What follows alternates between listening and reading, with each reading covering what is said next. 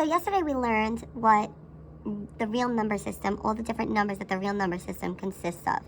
So today what we're going to do is we are going to really get into comparing real numbers in lesson number 2.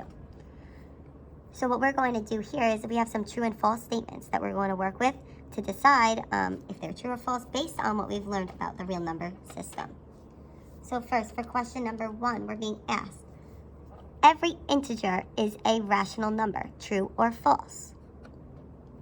So is every integer a rational number? So now remember, integers are all of those positive or negative whole numbers. And rational numbers are numbers with with repeating and terminating decimals. So is an integer a rational number? Yes, so this would be a true statement. Because all integers, you could say they all terminate.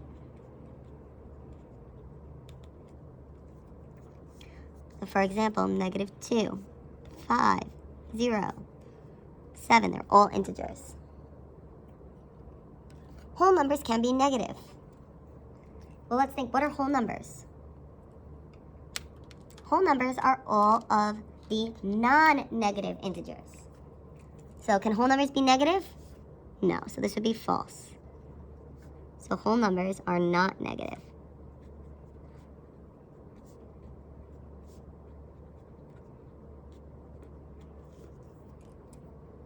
So on a number line, the greater of the two numbers is always the number further away from 0. So let's think about a number line. So if we have a number line here, the middle of a number line typically would be a 0. Then you'd say 1, 2, 3, 4. And the other way we have -1, -2, -3, -4. So it's saying the greater number is always the one that's farther away from 0. Well, let's look here. Here I have -4. And I have +4. They're both the same distance from 0, but which one's greater? The +4. Well, here I have -4. That's 4 away from 0, right? Here I have 1. Which number is greater here? 1 is greater than -4. So is that true? No, so it would be false. And we can give a counter example. So for example, 1 is greater than -4, but it is closer to 0. So between 0 and 1, there is an infinite number of fractions. Is this true or is this false? So if you think about it, between 0 and 1, so a fraction could be 1/2, or it could be 1/3, or it could be 1/4, 1/5, 1/6, 1/7, and so on. You could really have 1 out of any number. So do you think there's an infinite number of fractions? This would be true. Yes, there is an infinite number of fractions between any two numbers.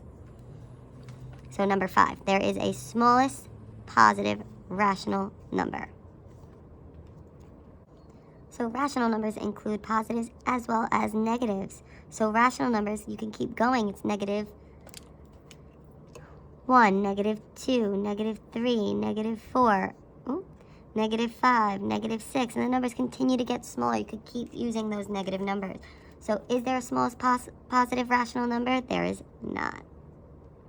Because the numbers, you could keep getting smaller if you continue to do negatives. So then every real number is an irrational number. So now remember, real numbers are put into two different categories. Real numbers get split into both rational and irrational. So then, is every real number irrational? No, this would be false, because some are rational. So number 7 says every point on the real number line corresponds to a rational number. Is this true? Well, if you think about rational numbers, every single rational number can be written as a fraction. And is there a way to represent every single fraction on a number line if you wanted to? Yes, so this would be true. Because every rational number can be represented by a fraction.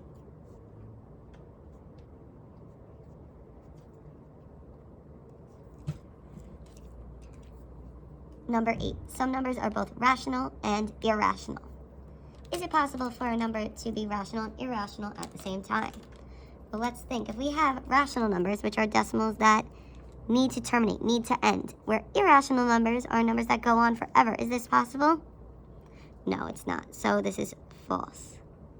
They are either rational or irrational. Not both.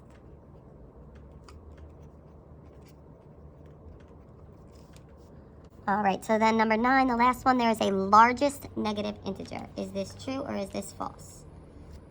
Well, let's think. Remember, largest negative integer would be the number that's closest to 0. So if we have our number line here, remember, integers are only whole numbers. We have 0, then we have -1, -2. So it's getting smaller and smaller. So the largest negative integer would actually be -1. So that is true. There is a largest negative integer, and it is -1. If you have any questions, please comment them on this video or on the Google Classroom. And then next, we're going to need to complete practice worksheet number 2.